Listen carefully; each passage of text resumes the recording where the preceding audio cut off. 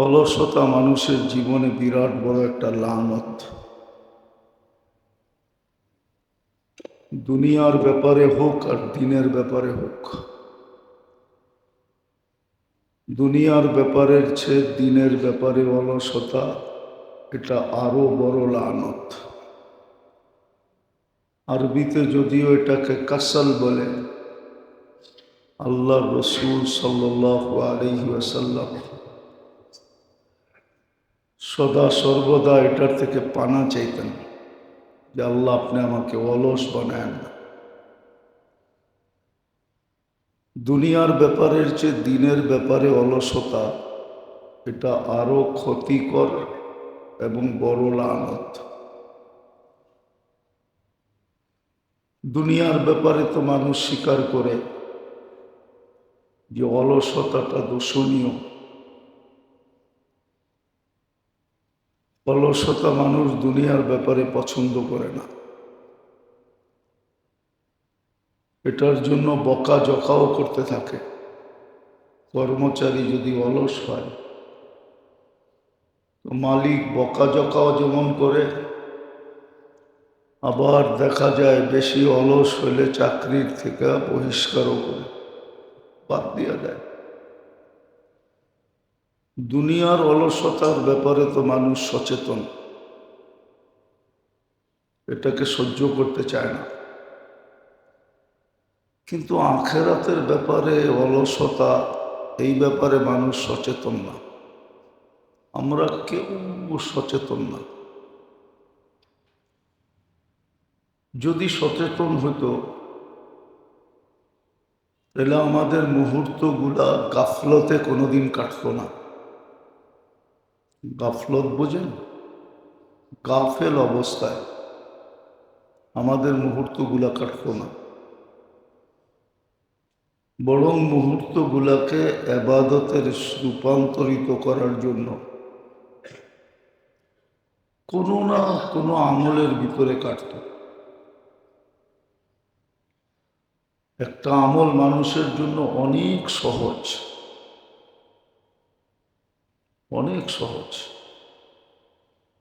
সেটা হলো মুখ দিয়া সদা সর্বদা আল্লাহর কোনো না কোনো নাম জপা। এটা কিন্তু সহজ, এটা কঠিন না।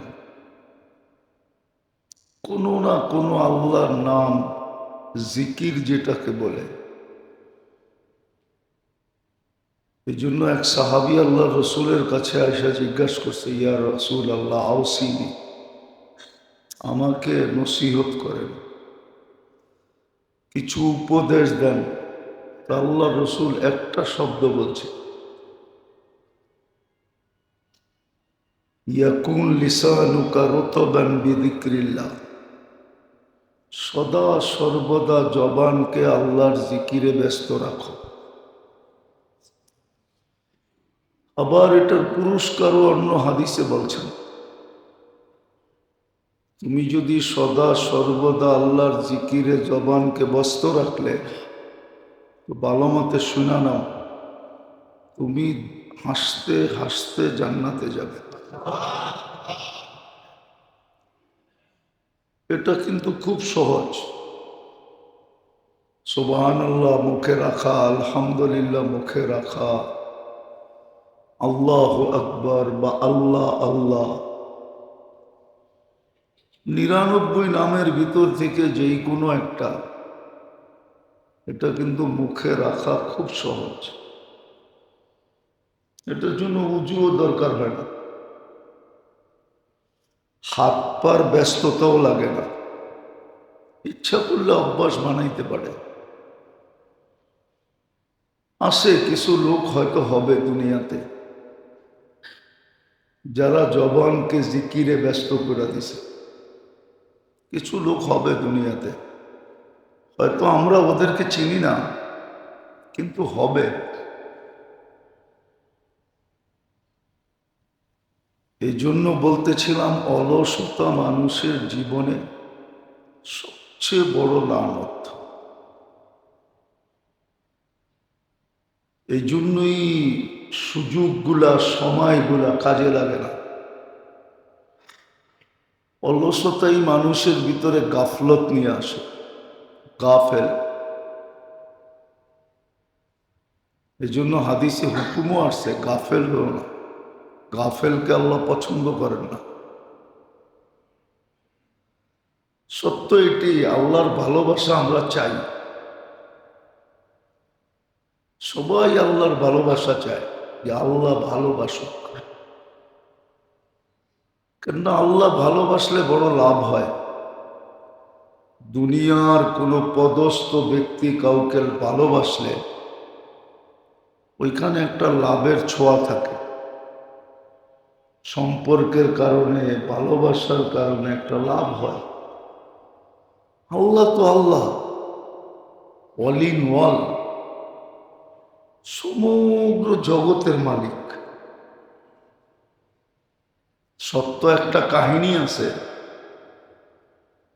ওটা একটু ভাবলে বুঝে আসবে কিনা জানি না। হারুনুর রশিদ নামে মুসলমানদের এক বাদশা ছিলেন, যার রাজ্যের পরিধি অনেক লম্বা ছিল, 4 মহাদেশ পর্যন্ত ছিল।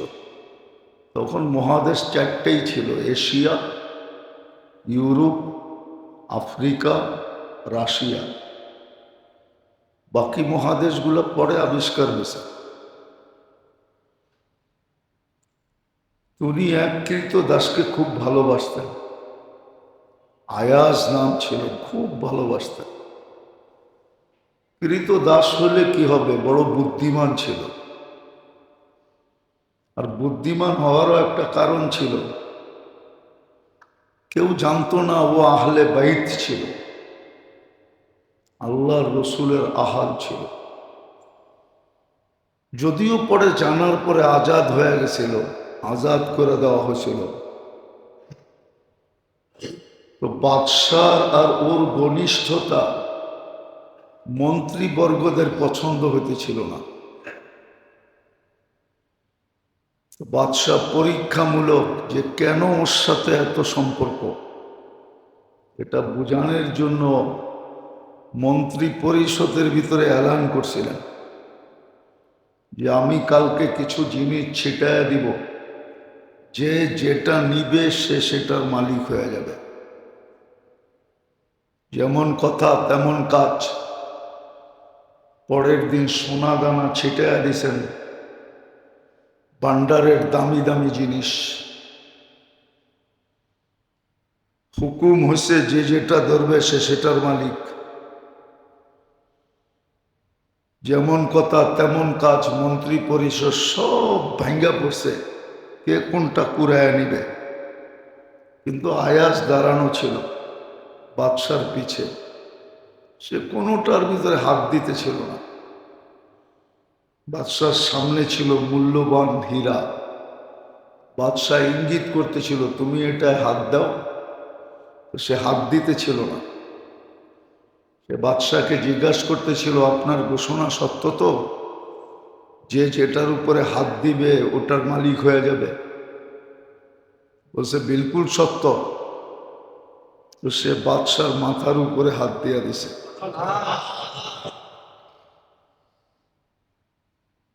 বলছে হীরার মালিক হইলে তো একটা টুকরার মালিক হব, আপনার ঘোষণা যদি সত্য হয়, আমি আপনার মাথার উপরে হাত দিলাম, আমি আজকের থেকে আপনার মালিক, আপনি পুরা 4 মহাদেশের মালিক, 4 মহাদেশও আমার। তো বাদশাহ মন্ত্রী পরিষদকে বুঝাইল, দেখছো কেন ওর সাথে আমার এত ঘনিষ্ঠতা, এই বুদ্ধি তো তোমাদের মাথায় আসে নাই। তো সত্য এটাই, আল্লাহরও ঘোষণা, আল্লাহ পাইলে সব পাবে। আমরা আল্লাহ আমাদেরকে ভালোবাসুক এটা চাই, শুধু মুখ দিয়া চাই, বাবলা মন দিয়া চাই, কিন্তু কর্মে তো চাই না। কর্মের মাধ্যমেই তো আল্লাহ আমাকে ভালোবাসবে। কোরআনে ঘোষণা আছে কোন কোন কারণে আল্লাহ মানুষকে ভালোবাসেন। লম্বাও দিছেন, আবার একবারে শর্টও দিছেন। শর্ট দিয়া দিয়েছেন যে আমি তোমাদেরকে ভালোবাসবো। আর আল্লাহ যাকে ভালোবাসে, সত্য এটাই, প্রমাণ এটাই পাওয়া যায়, সমগ্র সৃষ্টি তাকে ভালোবাসতে বাধ্য হয়। কেননা হাদিসের শেষ শব্দ হল ইয়ানজিল্লাহুল কবুল, তার জন্য কবুলিয়াত গ্রহণযোগ্যতা নাজেল করা হয়।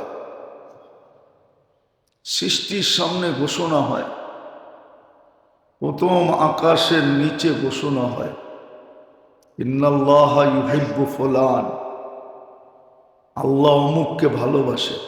জিবরিল ইউহিব্বু ফুলান, জিবরিল অমুককে ভালোবাসে। আহলুস সামাওয়াত ইউহিব্বু ফুলান, আকাশওয়ালার অমুককে ভালোবাসে। ইয়া মান তাহতা আদিমিস সামা, ও শোনো যারা আকাশের নিচে আসো, আহিব্বু ফুলান, অমুককে ভালোবাসো। ফায়ানজিলু লাহুল কবুল, তার গ্রহণযোগ্যতা মানুষের ভিতরে, সৃষ্টির ভিতরে ছড়ায়া দেওয়া হয়। সৃষ্টি তাকে ভালোবাসতে শুরু করে। কখনো প্রকাশ পায়, কখনো প্রকাশ পায় না, কখনো প্রকাশ পায়, কখনো প্রকাশ পায় না। কিন্তু খুঁজলে দেখা যাবে সৃষ্টি একে ভালোবাসে, আর ভালোবাসা সৃষ্টির ভিতরে ছড়ায় গেছে। তো যেটা বুঝাইতেছিলাম, অলসতা আমাদের জীবনে বড় লানত।